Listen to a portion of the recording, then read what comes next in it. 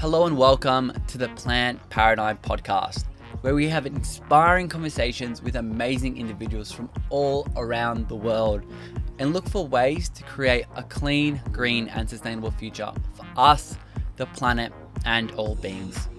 I'm your host, Tom Simak, a fellow plant eater and athlete who strives to optimize every living ecosystem. Passionate about looking after this beautiful floating rock we call home and all the lovely creatures that dwell among it. If you are new to the show, welcome. We have a plethora of episodes for you to go through, from doctors, scientists, researchers, environmental activists, we've got influencers, mindfulness warriors, we've got everyone, and there is so much more to come. I'm incredibly grateful that you have lended me your ears for the next hour or so to learn about the environment, to learn about fitness, to learn about mindset. All these things are incredibly vital when we're talking about looking after our body, the planet, and the world at large. Today we are chatting with the crazy fitness man, Nick Butter, for the second time on the show actually. Our first conversation was episode 88, back in April, where we talked about his experience running a marathon in every single country in the world. He's the first human to do that, and that took him around 2 years. And we're back again to talk about another crazy adventure he's done, which is circumnavigate the UK in record-breaking time. He did it in 128 days. And to give you context on what that means, it equates to about 2 marathons a day, which is absolutely incredible. He crushed the previous record by half. Nick is someone who works very closely with different charities all around the world. And after his run in every single country and opening his eyes to different cultures, he founded the 196 Foundation, which we'll talk a lot about. And this conversation will be around his journey circumnavigating the UK. So it's definitely a very interesting chat for anyone interested in fitness or running in general. We also talk about being an environmentalist and doing a little bit. If everyone does just a little bit, we can get a lot done. And we're exploring that mindset and that mental framework and how it relates to life at large, not just how we interact with the world directly, but also what we do and think about and how that affects things indirectly. So there's a lot that we talk about, and a lot of the theme as well is surrounding mindset. So mindset is something Nick's incredibly passionate about, and if you did listen to our episode 88 that we did together, you'll notice that mindset is a huge key and almost like a reason that he could do things like run a marathon in every country in the world, despite the financial, logistical, and physical hardships of that challenge. It is the reason he could run almost 2 marathons a day for 128 days. So I think you'll find this conversation incredibly inspiring, motivating, and uplifting. We talk a lot about what is to come for Nick and his next journey and how you can help out with the 196 Foundation. So I really hope you enjoy this conversation between ultra endurance athlete Nick Butter and I'll see you on the other side. Nick, welcome to the Plant Paradigm Podcast for the second time in a row. Not in a row, but second time in a year. How are you going? Yeah, thanks for having me back. I'm honored. Yeah, second time. You haven't really done much since our last chat in March, have you? Oh, well, I can't believe that it was only March. It feels like so long ago. We have been busy. We have been so Yeah. busy. It's been ridiculous. So a lot of what I really want to talk about today is your journey, but also a bit of the mindset, and then again touching on the 196 as well. So before we get cracked into it, for those that didn't follow your journey, you circumnavigated Britain. Can you talk to us about what exactly it was and I guess the purpose behind it all? Yeah, sure. So we've just finished really about three or 4 weeks ago, running around Britain. So the whole coastline, It was intending to be a challenge of 2 marathons a day, every day for 100 days. Now, I got a bit injured. We had a few setbacks, and it took me 128 days. But all things considered, we still beat the record by something ridiculous, like 175 days. So I'm super pleased that we managed to still smash the record. But um, it turned out to be one of the toughest physical challenges of my life, and just an incredibly eye-opening, for my own personal kind of growth as well, but also just with friends, with the people I was running with, and obviously coming out at the back end of the final phase of what I hope is the final phase of COVID. So there was lots of kind of strings to the bow of this trip. We were raising money and awareness for our charity, the 196 Foundation. And I can tell you a little bit about that. I guess we can go into it later as well. But this foundation is all about small, tiny donations, £1.96. And for listeners, if you've missed the reason why 196 is significant, that is because I ran a marathon in every country in the world. That was my first thing.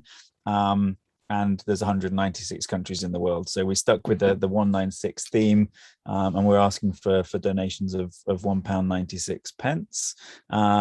And we put that into a pot every year. For everybody donates per month, and we then deliver a project once per year based on what the donors vote on. So this is the unique thing about the charity, and why I'm so proud of it, is that we're asking for tiny donations, no more, no less. You can't give more, but importantly, everybody that donates gets a say on who we help, and it's all completely equal and fair, and it's completely non-profit, and it could be anything anywhere in the world that we help. So whether it's a charity, or whether it's just a family, whether it's a couple, whether it's an individual, a school, an orphanage, doesn't matter what it is. If it's somebody next door that needs an expensive wheelchair, or whether it's building an entire school around the other side of the world, if the donors vote for it, and if we have the funds available to deliver it, then we will go and deliver that, one project per year. So I'm really proud of it, and it's going really well. And that was the whole concept of why we created Run Britain, which was the trip we've just finished. That's amazing. And what I find really fascinating is what you just touched on, which, like, you can't donate more than £1.96 per month. Like, you can purchase like a year's worth or 3 years worth of donations, but you can't do more, which is such a new and unique concept. Yeah, and I think a lot of people say to me, well, why? Like, surely you're shooting yourself in the foot. You should be able to at least have the option to give more. And I say to that, the point of this whole concept of the foundation is that many hands make light work. Many small donations can have a huge impact. And what I don't want to do is have 4 or 5 big donations and those individuals control where and who we help. What I'd much rather have is this huge democratic model, democratic donorship, which we're kind of coining it, whereby everybody has an equal say. So for every £1.96 you give, you get 1 vote, and you can vote and donate up to 12 times a year, 1 per month. Simple as that. And so I'd much rather, if you can afford £100,000 or $100,000, I'd much rather you go and tell 100,000 people, because what that effectively means is we then spread things further and wider, and it spreads quicker, and ultimately we'll actually be able to raise more money than that one person giving $100,000. So, and I appreciate that it's not as neat and as tidy as that, but it is a growth model. And I think in my lifetime, we can make some serious impact with just tiny amounts of donations that don't affect, it doesn't affect the pocket of the average person. If we can afford, and I think everybody listening to this is most likely able to afford £1.96, less than £2 a month. And it really, if you add it all up, if you think about the numbers, and then you think, right, okay, if we get 1,000 people donating and then 10,000 people donating, that can spread really quickly. So yeah, that's the reason why we wanted to keep it all kind of fair and even across the board. Yeah, I really like that concept, because a lot of the time on the show we talk about, obviously climate change is a huge topic, and there's certain things you can do to mitigate climate. And my philosophy is, we don't need 1% of the population doing 100% of the things. No. We need 100% of the population doing just 10%. Yeah, absolutely. And that whole power of one concept is something that I have seen in real life through the kindness of others, through so many walks of life that I've experienced through running mostly, and just kindness from people. But if we can get people to realize that, and also the tiny amount of money, by the way, not just because it sits nicely with the 196 number, but also when people are maybe trying to save money or cut back on their spending, and they're going through their bank account and they're thinking, oh, let's cut this out, I don't really need that. Under £2 is such a tiny amount per month when you can see the changes that are coming from the bigger picture. And that's why we've got a really great team, all completely volunteers. And to go back on the whole concept of travel and the world and everything that I did, the chairman of the foundation is a good friend of mine called Nick, who I actually met in Guatemala, and he had his existing charity out there. And so, yeah, many hands make light work, and this whole power of one is so special. And you said it yourself, mate. That's exactly the model. We want the whole world sitting up and paying attention and being able to contribute to this, rather than just a few select people. Yeah, I love all that. I mean, touching back on your journey around Britain, when I'm thinking of, looking back at your journey around the world, I'm thinking there's lots of very distinct differences. Now, obviously, like when I'm reading a book and listening to your journey, when you're going around the world, you've got certain issues like the lack of sleep, the logistical nightmare that it was, cultural confusion, language barriers, literally getting beaten up on the street. You, Yeah. like, when you say this challenge was difficult, how is it not, how is it more difficult in any way than running around the world? Yeah. So I guess the easiest way to, and I agree with you. I'm running around my little island with all of the comforts of home, more or less. How can it be more difficult than going to the war zones, Yemen, Iran, Syria, Afghanistan, let alone all of the other far-flung islands? Well, the easiest way to sum it up is I did 196 marathons in each of the countries, 196 countries, over a period of 674 days. So that was roughly 3 marathons a week. So the 2 years, 674 days roughly. But with Run Britain, we may not have been flying anywhere, but I was running the equivalent of about 2 marathons every day. So it goes from 3 marathons a week to 14 marathons a week. And I am running not just for 4 or 5 hours every 3 days, I'm running for 12 hours every day. And that, you have no sleep, you have no time to eat properly, you have no time to recover. Your legs are constantly either in this desperate recovery mode of trying to flush lactic acid through your legs and get fresh oxygenated blood to them while you're trying to sleep, which is pretty painful. And then when you're up and about and running, you're also getting the pain from the running. And then on top of that, you have the fact that I needed about 8,000 calories to maintain my weight per day. And eating, even if you just sat in a restaurant and ate, it would still be quite difficult to get that amount of food in 12 hours and be able to do so relatively healthily. And so my challenge was I was running all the time, and running on 8,000 calories is pretty uncomfortable in your stomach, no matter what you're eating. And so I was losing weight every single day of the journey. By the way, I lost some form of weight. I never went back up at all. It was just I wasn't very good at it. Basically, we weren't very good at keeping my weight on, and that was a struggle. So to answer your question, the logistics was still difficult, but nowhere near as hard. And physically, my body was just put through its paces so much more than they were on running the world.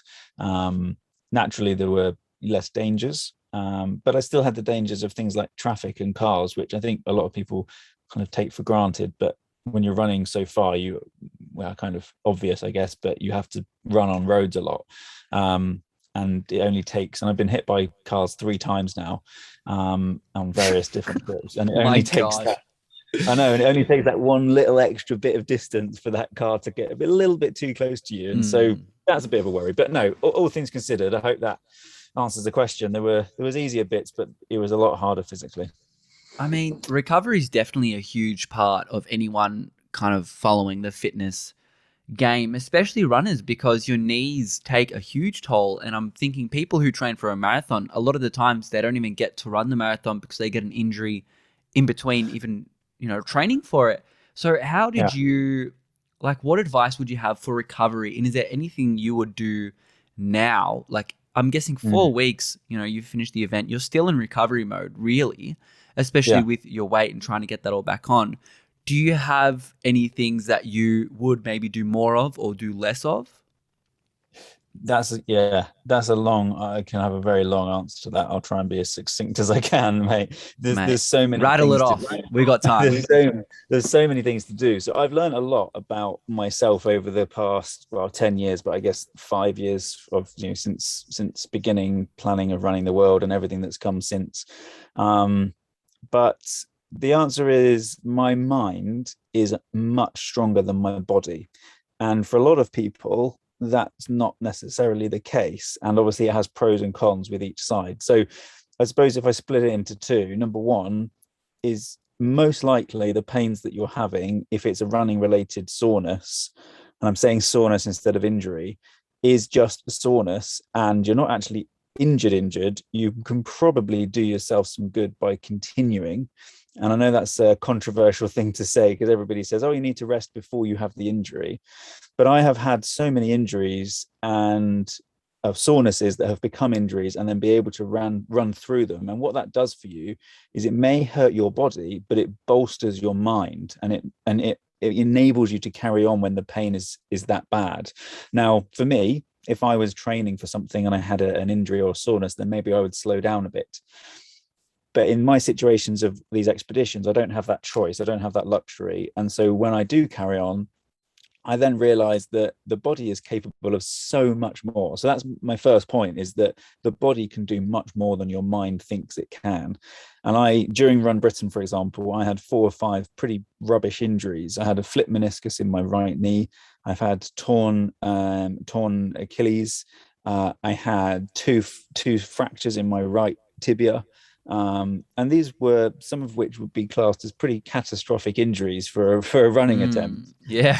But due to and overall over that entire 128 days, I had 2 periods of rest. One was for 3 days and one was for 4 days, and then another day in the hospital. So there was I think it was about 8 or 9 days in total that I had off my feet. When I was given the prognosis in the hospital, having the x-rays and saying you need 6 to 8 weeks off because you've fractured your leg, and it's amazing what the mind can do.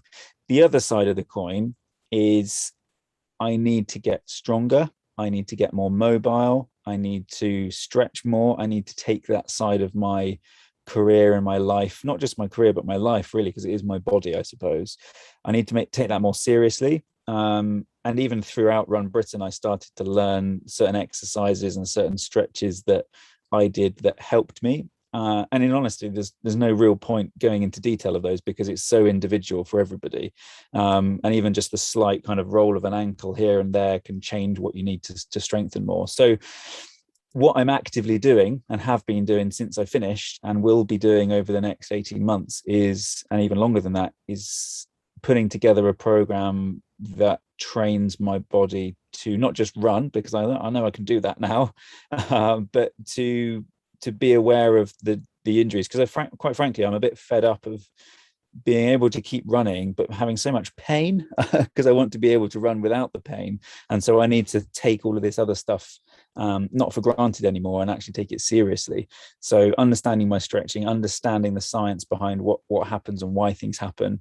And if you looked at my legs now, having 4 weeks off the back of the trip, you would not think I was a runner. You'd think I'd never run a mile in my life. My legs are so skinny and like they have no muscle, nothing on them, because I've used it all through running.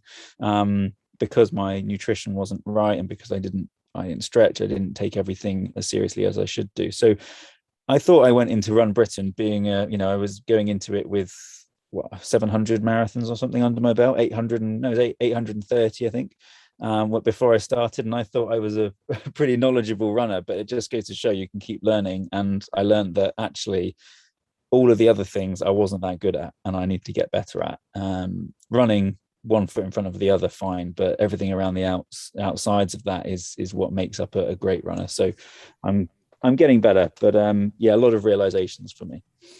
I love that. I think it's running as a sport, and I think it's relevant to all aspects of life. It's all encompassing.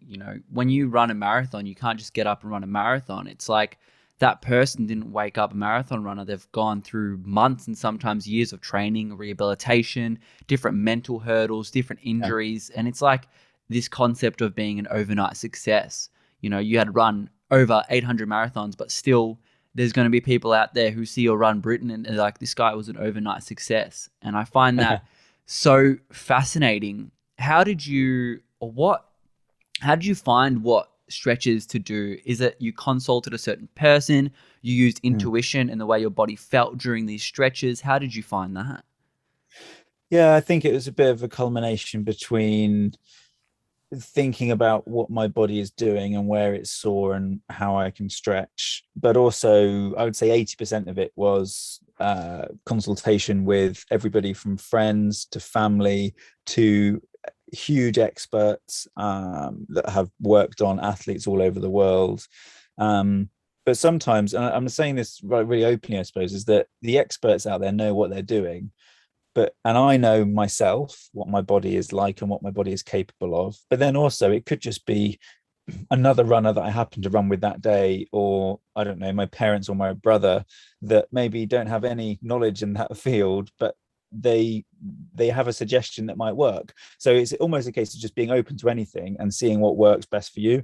And if I say, oh, I need to do a calf stretch or a quad stretch, there is no one way of doing that. There's so many different ways. There's so many different, not just angles, but mechanisms, massages, oils, and whether you do deep tissue, whether you do scraping. There's so many different things. And on the face of it, you just need to go, right, how do I repair myself the quickest? And in a way that is not using, importantly for me anyways, in a way that is not using too much energy to do that. Because there's no point finishing a 12-hour running day saying I need to recover, and what I need to do is spend 3 hours recovering my legs, because that's just counterproductive, because I'll end up too exhausted and my body won't have the recovery it needs. So there was a fine balance. I used a combination of a Maya Master sleeves, which were for my legs, and they flushed out all of the dirty blood and put fresh blood in my legs.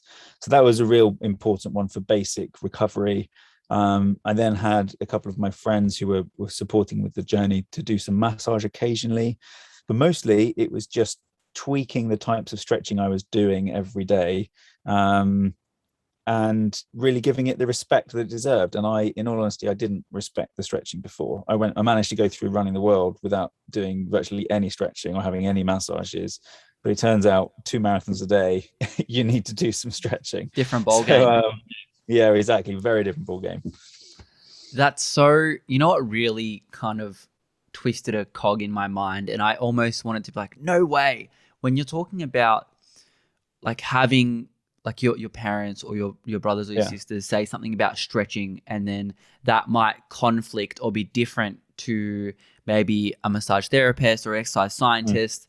And it's kind of, I mean, I guess for a lot of the time, it's like everything's, you have to use a grain of intuition and everything with a grain of salt, but you have to follow the experts. But it's a good reminder that sometimes the experts don't know everything. But also, it's that concept that we're talking about at the beginning, like many hands solve a problem. And it's like, even though I'm not a climate scientist, I might know something that maybe they don't, because I've got a different perspective. And I think that's really important, you know, in your analogy and example with your parents and your siblings, to kind of give you that new perspective, which is something you would have learnt to kind of accept during your Run the World, and again, differently during Run Britain, which is, you know, it's a muscle you need to train to be able to listen to new perspectives and to be open to that. Yeah, so true. And it's something that we, as developed worlds, human beings, don't do very well, because we're taught to listen to one voice maybe more than others, or to not necessarily always think for ourselves, as horrible as that sounds. You know, we do have the ability to listen to ourselves, and remember that we are all human beings. We're all the same species, but none of us are the same. And that is something that if you think about diseases that, whether it's COVID or whether it's something like cancer, one treatment might work on person A and it won't work on person B.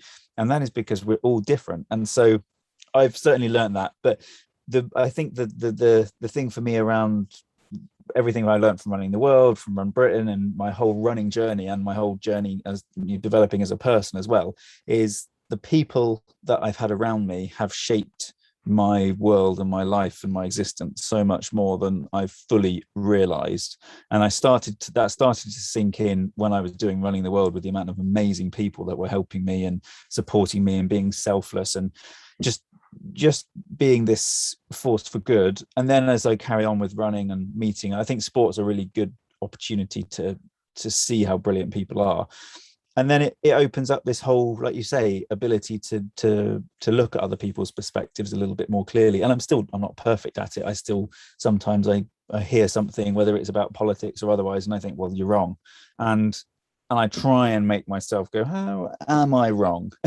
And because it's not always the way to do it. But I think, like you say, coming back to injuries and actual, fixing yourself as a runner, having multiple perspectives, whether it's on climate change, whether it's about fixing your legs or otherwise, having a lot of perspectives is the right way to do it.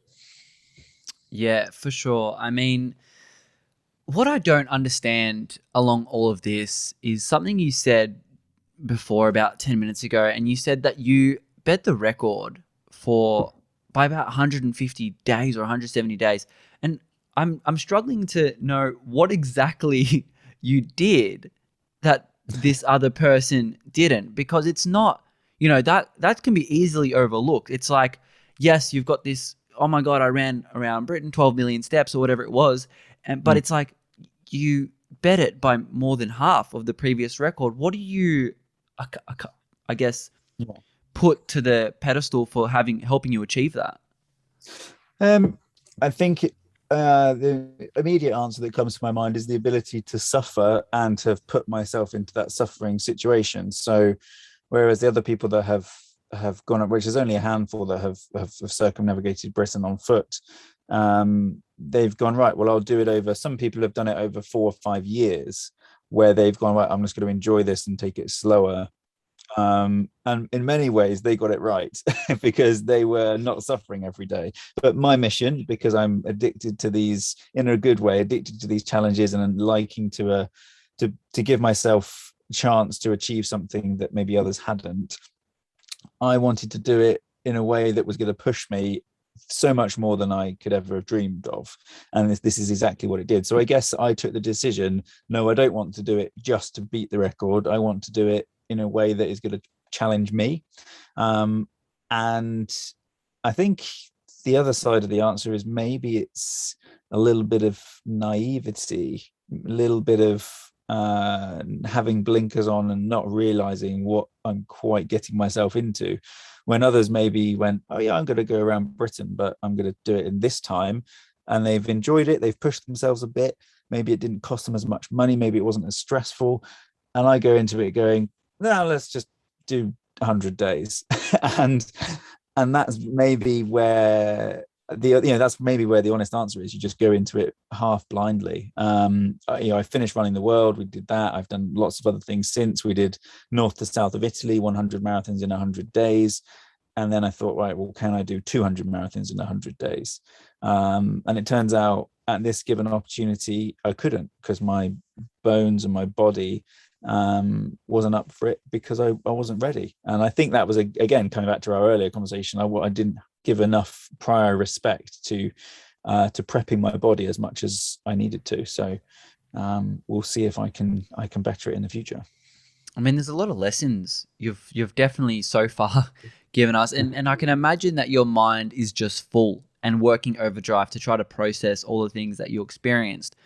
And a lot of the time on the show, we're talking about, I guess, having conversations with people around climate change, environmentalist, being an activist in all different facets of life. And I put charities in the box of, and foundations in the box of activism, because it is in a way trying to instill change.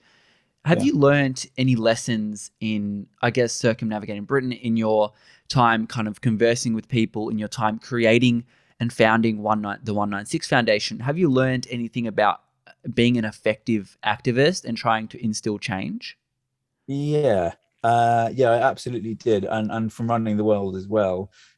You need to shout loudly, and you need to shout without fear or without embarrassment. And I think that's it, back when I was a very young child, well, I suppose, and a teenager even, I was pretty shy, and I wouldn't speak up for those things. And then as soon as you find something that you love and you enjoy, and then you realize you can do some good in it, then it gives you the courage to speak loudly. And I thought I was already speaking pretty loudly when I was doing Running the World, and now I realize, actually, no, let's speak louder. This matters. This can work. And it's why I'm speaking to you now. It's late in the evening. I want to share what we've got here, and I believe it's my responsibility to get out there to the world. So I think that's one thing, is don't be afraid of shouting louder than you are, even if you believe you're shouting the loudest you can. Just keep, and I don't mean that in a, maybe I do mean it in a literal term as well. But just have all the avenues open, and set yourself, like I do with my running, I suppose, a huge goal that you think maybe a little bit mental. And for example, with the charity, I want to hit 1% of the British public. So in my lifetime, I would like to have 1% of the British public alone donating to the charity. Now, that's not to say we don't want everybody else all over the world. We do, but the number I'm thinking is, if we can get 1% of the British public, then that means we've probably spread far enough around the globe that we can start to really make an impact once I'm not around anymore.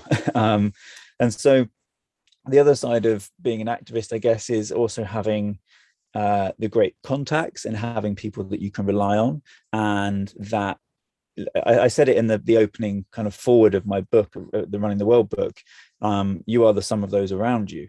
And if you can surround yourself with people that are well-meaning, have the best intentions, and also share your perspective, and maybe enable you to level up a bit in your thinking or way of life, then you can do great things with good people around you.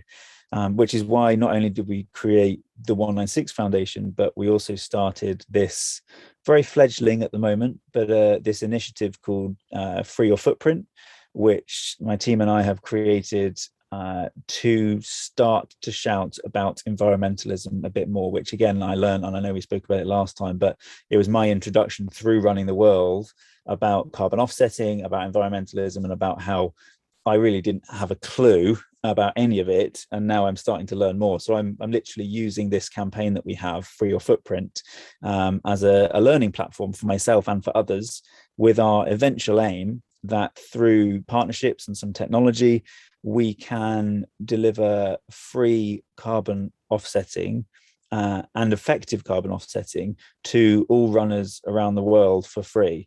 And so a very simple model of that would be, is I say, right, Tom, what I want you to do is run 365 miles in the year, and we as an initiative will then be able to deliver your carbon offsetting for you, whatever that may be.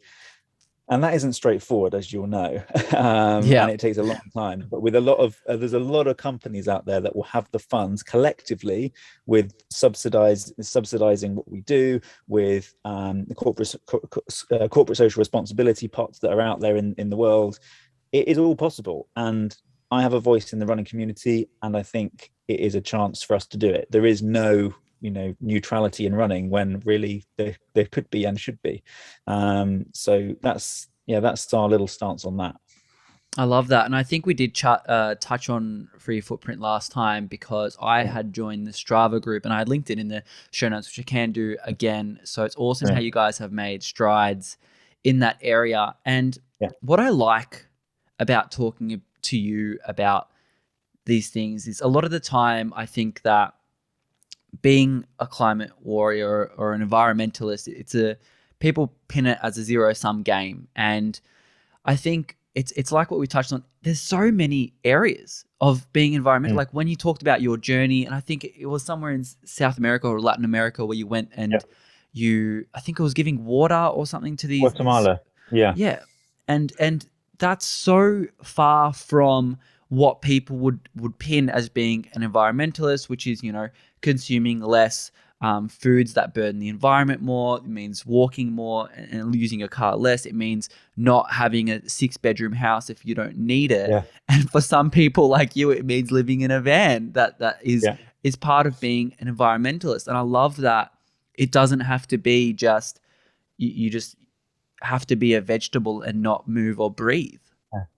No, no, absolutely. There's so many ways to do that, and you all can also do some in a really active way, like we're talking about. Like if you want to make a change and not eat meat, or not eat fish, or not live in a house, you can make all of those individual changes yourself. But I think some of the real changes that are going to revolutionize maybe our generation, maybe the next generation, or the one to come after that, is the bigger out of the box thinking that doesn't necessarily create huge initiatives but sparks a crusade of people following suit. For example, we've seen that with I would say a swarm of ocean plastic charities and initiatives growing, and they've led to the rise of everything from Seaspiracy, for example, and then that's also leveled up with other causes, and it's got that out to the main networks, and that's nothing to do with changing your immediate way of life. That is being able to publicize it. So I think there's a bigger conversation to be had there. But just touching on your point about Guatemala, I'll just briefly recap what that was. This was a water filtration device, a non-profit called EcoFilter, based in Antigua in Guatemala, and they deliver clean drinking water to families, about 400,000 families in Guatemala, through this filtration device, which looks like a terracotta flower pot, if you like, but it's got some very different and special science behind it, and sediments in the pot. And that gives clean drinking water for 5 years. And you think, well, how is that offsetting, or how is that environmentally friendly? And the answer is that in Guatemala, if you live in a yurt and you want to have water that's clean, you need to boil it. And if you need to boil it, then you need to cut down trees. And if you cut down trees to boil your water, you're likely breathing in the fumes from those trees into your lungs and into your children's lungs. And that's damaging you and obviously the environment. And then you realize that you are then wasting a lot of water because you're having to go and find the water and bring it back. What this pot does is it removes all of that, and that is not just helping the environment, but it is also helping individual lives, which have nothing to do with environmentalism. And that, I think, is how we should approach environmentalism. And I was talking to people about this the other day, and I'm not a huge environmental activist, but I think the easiest answer is for kind of the consumer world to be able to publicize environmentalism as something that people want to do, not as something that we should and have to do. Because in history, human beings have not been very good at acting on things that we need to do. We've acted on things that we want to do. So if we can make it popular, and hopefully my initiative with Free Your Footprint, we can start to delve into that by, oh, I'm a runner anyway, well, I might as well be carbon neutral, and then I can boast about it to my friends.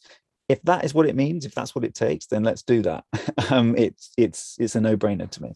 I love that. I think it's tugging on the heartstrings of humans. If if it takes pulling on, you're doing a good thing, and realistically, you know how humans, like, you donate. Is it really altruism, or are you selfishly just trying to make you feel yourself good? It doesn't matter. The donation's gone and it's helping someone. And I think really, I like that concept of doubling down on, humans and the flaws that we have. And I don't want to say flaws, but the need for us to feel like we're making a difference. Like, everything really does make a difference, whether you kind of want it to make yourself feel good or not. Like, to your point on Guatemala, like, I would still consider someone environmentalist who's trying to clean up maybe the plastic in Fiji, because they're cooking with plastic. So they're lighting fire with plastics, they're breathing these fumes, and then they have higher rates of certain diseases. So it's all, but it's like, okay, now you're consuming more plants, eating less meat. Amazing. That's awesome. You're going to do, that's great for the environment. But I like the concept of everything. Literally, we need to band together and just do 100 million things. The 196. Yeah, exactly. Yeah. Well, the good thing, I suppose, just to round off that, is that we are in an age now where there are enough people shouting at the world that the next generation are not going to be listening to that. It's going to be in their blood. They're going to be being brought up with that, not as a, oh, what's that kind of thing on the peripheries? they're gonna be This is woke. full front. Yeah, exactly. It's going to be right in front of them. It's good. They can't ignore it. And so I mean, maybe not our generation, but maybe the slightly younger than us generation have done a really, really good job at getting the following generation ready. And I guess we don't know when that started, but I think we're ready to make a big change, and it's going to be exciting to see when I have children, what they're talking about and how they're looking at it. I love that. I mean, I want to round off with one more question on 196, and something I find a bit fascinating and a bit sad, actually. I want to know your thoughts on this. Now, I was reading the website in preparation for this, and you have written there on the website, whoever wrote your website, no funds collected now or in the future will be directly or indirectly a part of any project that relates to Cuba, Iran, Syria, North Korea, or the Crimea region of the Ukraine. Now, it's not like these parts of the world are like, nah, everything's perfect here. We don't need your money. What exactly is going on there? Why can't funds be redirected? And I'm sure it's not unique to you guys. I'm sure it's some sort of systematic thing. Yeah, absolutely. And it sucks that has to be the case, and that we have to have that footnote on the website that says this can't happen. And the reality is, we created the foundation with the want to help everywhere and anyone. And within, I want to say 3 or 4 days and this took us about 3 years to get the foundation to a point where we were legally sound. We had our paperwork, we had our charity number, we had brilliant people working behind the scenes. All of that stuff was neat and tidy, and we're ready to go after a lot of work. Because it's, again, just to give you the context there of choosing the right way in order to be able to help lots of people, and there's so many different paperwork bits. But anyway, we got there, and then 3 or 4 days after launching, we were then effectively shut down by the third parties that take the money and then store the money in the micro trust bank account in order for us to be legally correct. And the reason for that is that we were, I guess, in violation of their sanctioning protocols, which is you can't funnel money, even if it's through charities and the right causes, to certain countries that are, I guess, on the money laundering or the sanctions acts.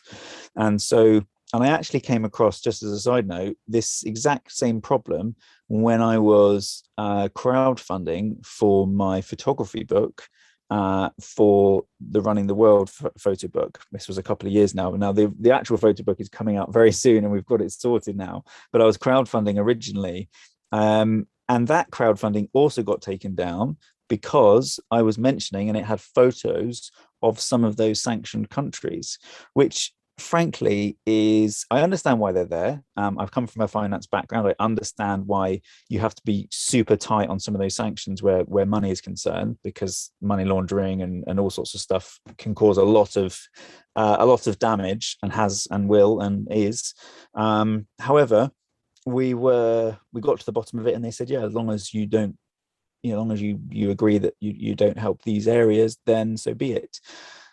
The sad reality, as you said it yourself, is that those countries need the help probably more than any. And I wish that can be changed. And I think if I had a little bit more time now, and maybe I should do it even if I don't have the time, or somebody listening to it should, is create some form of petition to get out there to the world to say, well, allow charities the wider options to help these places. Because I've been to them and I've seen them, and they are definitely the places that need a lot of help, mainly because they're effectively barred from support from other places. And if I'm having that with our trust, then imagine all of the other charities out there that are having that problem. So, but I figure one problem at a time. Let's get big enough so we can have a bit of a voice, and so we can be taken seriously. And so when I say, look, can we help a project in one of those countries, and we get that legally signed off, and we get the government, we get whoever needs to be involved. I know my friends and family will agree with me when I say this, that whatever I try and do, we'll get there eventually. I never kind of give up. And so if we can do that, but let's just do it in the right way. I'm not going to run before I can walk. That's right. I love that. I mean, I want to circle back to running for a second because there's a few Mm. things that I'm still a bit curious about. You mentioned that the 196 Foundation kind of was born probably Yeah. mostly during, if not after, the Running the World, Yeah. I guess, saga. And, Mm. you know, when you're running, like when I'm on the weekend, I'm just running my 10, 20Ks, or I'm doing like a 2-3 hour bike ride, or whatever endurance it is. And some people experience this just with a 30-minute gym workout or whatever it Yeah. is. But I find that endurance activities, especially, or walks or hikes, are prone to this. And that's your mind wandering. Like when I'm Mm. running, I'm thinking of business ideas, how much I love life, my favorite chocolate, what I'm going to do afterwards. Like a lot of these thoughts are kind of proning into your brain. Now, I'm thinking you would have spent 12 hours a day for 100, maybe 100 days thinking. Where was your mind going? And was that like some sort of flow or meditation for you? Yeah, good question. And yeah, the answer is absolutely. And it is, I suppose it's the ultimate reason why I run. It's for that peace and that calm, which can't really be quantified or articulated I can articulate it, but not in a purely accurate way, because it is a form of meditation. It is a form of calm and inner peace. I'm not actively going out and going, right, this is my moment now. I'm meditating, I'm calm. It just happens, whether I'm stressed, whether I'm angry, whether I'm tired, whether I'm really hyper, whatever mood it gets you to this place that is not necessarily you're aware of at the time. You're just in a complete zoning out mode. And I suppose it's a culmination of removing the filter that we have in our world, which I would argue is the white noise of our phone screen or our laptop screen, or being walled into a house, which I think is a lot of the thing. Is if you're outside under the natural world, whether it be trees or stars or sky, blue sky, you're just, I think you're a little bit more awake when you're outside to things like weather and bird song and the dew on the grass in the morning and the sun coming up and that sort of stuff. I think is what we as humans have. Our ancestors have had that thousands of years ago, and I think reconnecting with some of that. And I suppose I'm in danger of sounding more hippie than I am, but it is coming back to this primal, just who we are. And I think running especially is very primal. And I can't articulate it properly, but whenever I run, whether it is for an hour or two, especially in the mornings for me, mostly pre-dawn or just as the sun is rising, I get a sense of just a mental filing system. If I have bills to pay, calls to make, family to speak to, it's a mental filing system. And then to answer about what I actually think about, it is like this weird matrix effect of loads of things coming in at once, of like exactly as you said, like, oh, I've got this, wouldn't it be amazing to run to the North Pole? And then my next thought is, oh, I really want a lasagna, and it's all of these mental thoughts. But as I'm thinking of them, it's like this, I don't know, a Connect 4 game where they're all just getting plopped into the right column in my mind. And then by the end of the run, I'm tidy and I'm okay and I'm calm and I can finish and I'm sweaty and I get changed. And I'm then inside, I'm maybe behind a screen or I'm looking at my phone on social media. And then some of that Zen calm feeling disappears until I'm out next on the run. And I've never actually tried to find that feeling when I'm not running. And I don't think you can just have it with running. I think most people have it when they're not running. In fact, when they're meditating or when they're doing yoga or when they're having some mindfulness moments. But for me, running is the way in which I don't even have to think about it happening, and it happens. I really like that analogy of Connect 4 and sorting out your mind, because a lot of the time, if you picture like the brain and all the neurons firing, it is it's organized chaos at best. Yeah. And I think I really love that analogy. And I want to circle back to you, losing all this weight during the run as well. Sorry for everyone listening for me jumping back and forth. My mind's kind of going as I am running. So, you got to like 3 or 4% body fat, and, you had all these injuries where doctors and medical professionals are saying you should be out for 6 weeks, and I understand that the mind played a very, very crucial role in you continuing on. But I'm Yeah. thinking, running a marathon in itself is not the healthiest thing to do at all, let alone to a day. And how would you, I guess my question is, did you ever think of giving up? Like this is like my limit. I need to circle back, reassess, and go again. Um, yeah, so it's difficult to answer that. I very rarely think about giving up on most trips, and I didn't really think about giving up on running the world. I kind of got afraid of the situations that I was in, but with Run Britain and the sheer physical toll it was taking on my body, combined with the sleep deprivation, which ultimately causes a cognitive lapse of anything. Your brain goes to a bit of a mush, and then you're kind of not in control, and it's a slippery slope. And so that's a weakness that you have to try and be aware of, at least happening. And so, yeah, my mind very early on, maybe day 2, day 4, something like that, went to a place of, I don't want to choose to quit, but if something happens and I have to quit, then that's okay.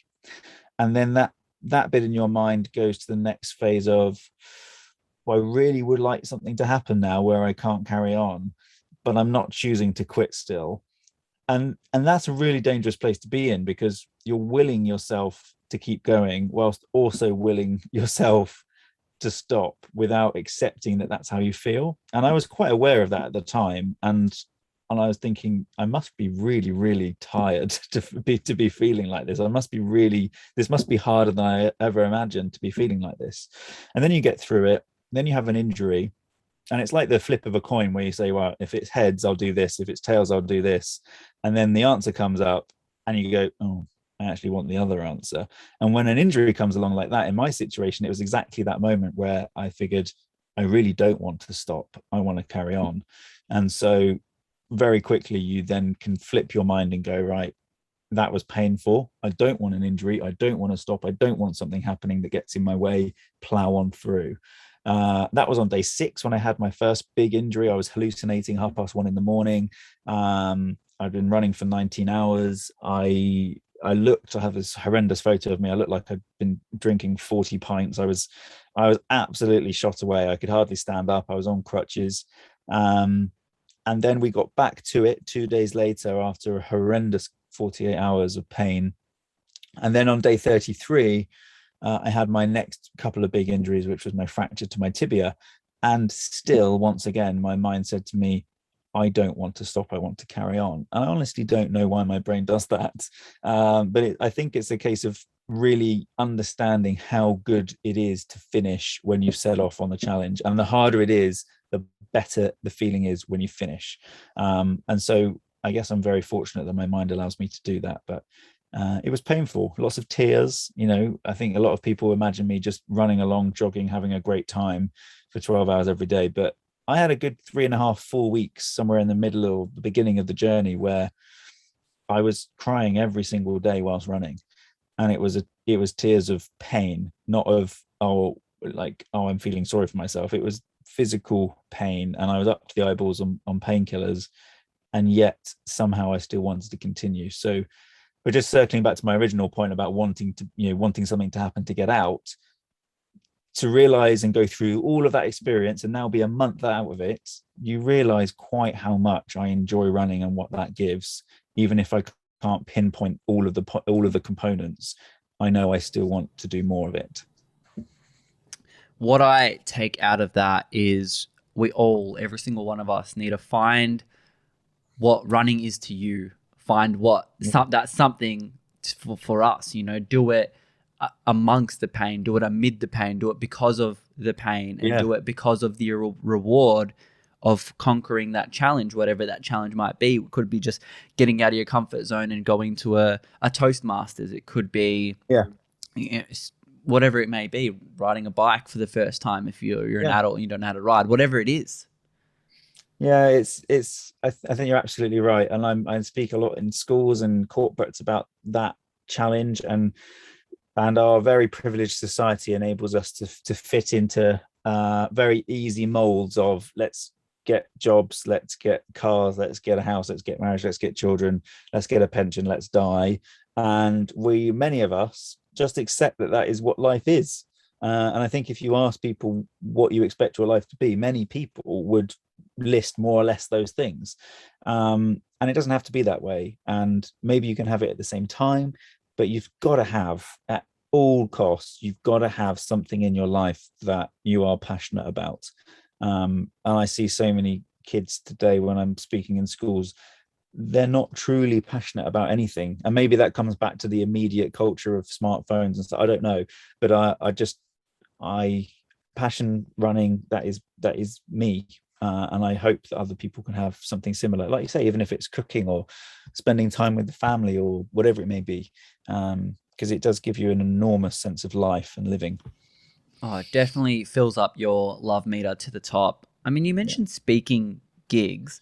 I was looking at your calendar and I'm thinking this guy does 2 a day sometimes. And it still looks like you're talking about running the world. And I know after you finished that saga, you were doing talks that were, I think in different countries, different cities, Yeah. sometimes 2 a day. You got your webinars, all these different modalities and way you're delivering, your experience.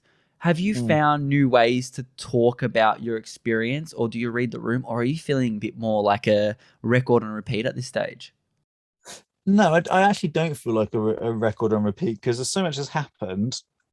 Mainly, well, two things. Mainly, I've evolved since then, and also COVID has changed the way we look at in the whole planet and the way we connect with people. And whereas I was originally standing up and talking about traveling as if we all do it, and now it's something none of us do. And so, coming and talking a bit about those privileges, but running the world, I definitely talk about a lot. But that also links to the rest of my life since, I moved into a van a few weeks after finishing. We have a puppy now. We have traveled in Italy together. We then went and ran around Britain. And in the midst of that, I've written books, we've had documentaries, and we've had this massive pandemic that's closed the world down. So I actually really enjoy speaking, because I always feel like at least somebody there has that little spark that they can go off and do something. And I'm very grateful for the individuals that email me or get in touch afterwards that have made changes in their life. And I'm quite profoundly affected. But to answer your question, I guess that's why I continue to do these kind of things. It's because that motivates me, hearing that people are taking something from it. And I enjoy it as well. It's nice to reminisce, and every now and then I'll change up what photos or videos I show, and I stumble across memories that I'd forgotten. So it's great. And I suppose it's exactly as we talked about at the beginning, doing something like running the world and just going, you know what, this is what I'm going to do, is a prime example. I've been talking about it for 5 years still, and I'm just overwhelmed at how much joy it gives me. Awesome. And I did see on Instagram, actually, you wrote the Running the World book. Are you writing a book about this journey? Yeah, yes, I am. So we're doing I say we, so Running the World was a real big success. We're just doing a relaunch of republishing the book with Penguin in April and doing the audio version. But with Run Britain, I am writing it in conjunction with my good friend Andy, who was my right-hand man on Run Britain. He was my driver. He did all my food. He washed my clothes.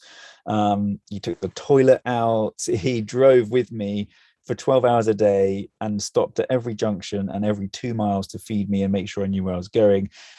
And he was the life of the journey, because without him, I wouldn't be able to do it, especially not as quickly as we did. And there's a big perspective there that not just he is a crew member, crewing for something like this, but he's also a friend. And how many people in the world get to spend a third of the year constantly with their friend as an adult? That, you maybe do it with a partner or a family member, but as a friend for a third of a year as an adult is rare. So that's a really unique perspective, and we're enjoying writing that, and that's coming out whenever we finish writing it will come out shortly afterwards. So hopefully we'll finish by the end of the year. But there's a lot of stuff that happens, because I won't give anything away, but it's more than yeah, it's pretty cool. I can't wait to get into it. Um, since coming to the kind of tail end, because it's midnight there now, so I need to get Yeah. you to sleep. Are you eating more plants now? What's the go, mate? Are we getting you plant based? How are we going to do this? Yeah, I suppose you're a good guy to kind of announce this with. I guess I've not put it on social media yet, but I think halfway through Run Britain, and it comes back to our original conversation about me kind of giving more respect to the things that I've not done. The last time we spoke, I was eating everything, but trying to. I think at that time when we were speaking, I'd been vegan for a while, and then I'd gone back to eating meat. But I've decided now, and I'm transitioning. I haven't had dairy for a long time since Run Britain. So since Run Britain, actually, yeah, so 4 weeks. And I'm going to be full vegan with no gluten and only whole foods as of the new year. And that is incredible. a part of a bit of a challenge I'm setting myself to level up my body and to really give it a kickstart. And I'm not anticipating to stay full vegan and full gluten free forever, but I want to go for it full on. And if I can manage it, if I want to do it, if I enjoy it, and if I can see the benefits, along with all of the other stuff I'm doing along the sides, then next year is my year. So maybe we can speak again then, and you can give me some tips. Sounds great. I love how you're not going for the vegan diet, but you're actually going whole foods, because that's where the benefits really lie. I started with a vegan diet for a few years, but more recently, over the past 2-3 years, I've gone like 80 to 90% whole foods, and it's just incredible.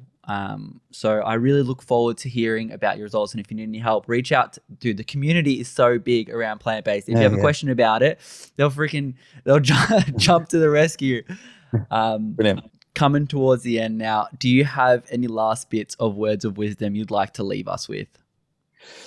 No, I suppose it's a big thank you to you again to remind people that you are enabling people like me the platform to talk about what we do. So big thank you and respect to you, mate. Never let that be forgotten.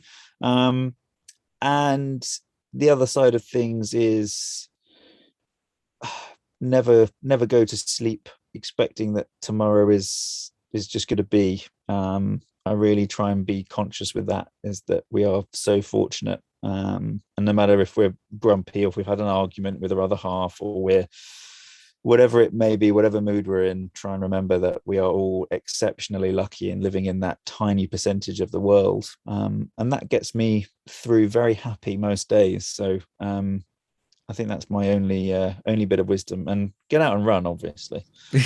Get out and run. Look, I want to follow on your theme of thank you and finish this one off with a thank you to you. Obviously, you're doing incredible things with the 196, and my partner Shana and I, we're donating a year's worth. Brilliant. And I encourage everyone to just chip in a little bit. It obviously is just a little bit. I know for a lot of people those fortunate enough to have work, it could be, it's really a coffee a month or so. So I highly recommend doing your little bit. And thank you to you for giving people a platform to donate a little bit, because a lot of the time, on the other end, there's lots of people that want to talk about donating thousands, but I love the concept of having an equal opinion. That's what we love here on the Plant Paradigm podcast, and our community all loves that. So I really thank you for that. And I thank you for speaking about the mentality involved in your journey, because I think that's incredibly important, and the lessons that you portray to us as a community, but also to the people you do speaking to, and especially to the kids, to the new generation. We're leaving them in your trustworthy hands to inspire passions for them to come out and really embrace the world with open arms, care for the world, have compassion, have passion, and have that caring and ambitious mindset to go forward with a strong foot. So, and I thank you again for your time today. Really appreciate it, Nick. No, man, I'm really glad to chat, and looking forward to touching base with you when I'm Whole Foods and I'm in it, and I can talk with some authority and some knowledge, because at the moment I'm not there. So yeah, we'll speak again. But honestly, a real pleasure to chat, and thanks for everything you're doing. Hi there. welcome to the end of the episode. Thank you so much for joining me the whole way through. It was an incredible episode. I'm actually just shocked that Nick was up at 11 p.m. at night and was able to have a conversation that was this impactful and then really go to bed, wake up early and do it all again. This guy is the heart of altruism, and I enjoyed this second conversation just as much, if not more, than our first conversation.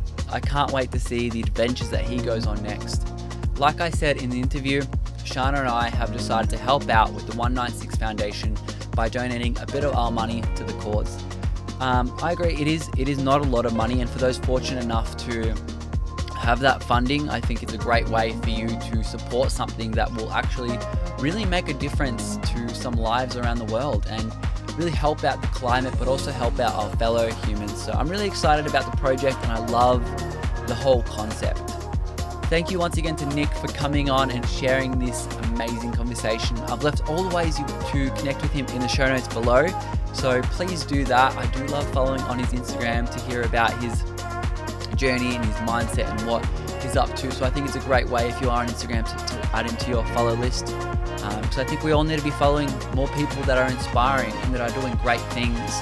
And I'm really excited for Nick to try out this new vegan lifestyle. It's something that had been on his radar a little bit when we first talked about, but I think he'll find tremendous benefit. So I'm excited to have a new plant-based athlete potentially in the lineup. If you love this conversation, please share it around to a friend, a family member, a colleague. Leave us a review, subscribe, comment. Anything you do to help out the show is very much appreciated. Of course, a lot of hard work goes to it, so I appreciate any help. Really means a lot. If you want to connect with us, we are most active on Instagram at plant.paradigm. But I'll see you guys on the next episode. Stay happy, eat plants, peace.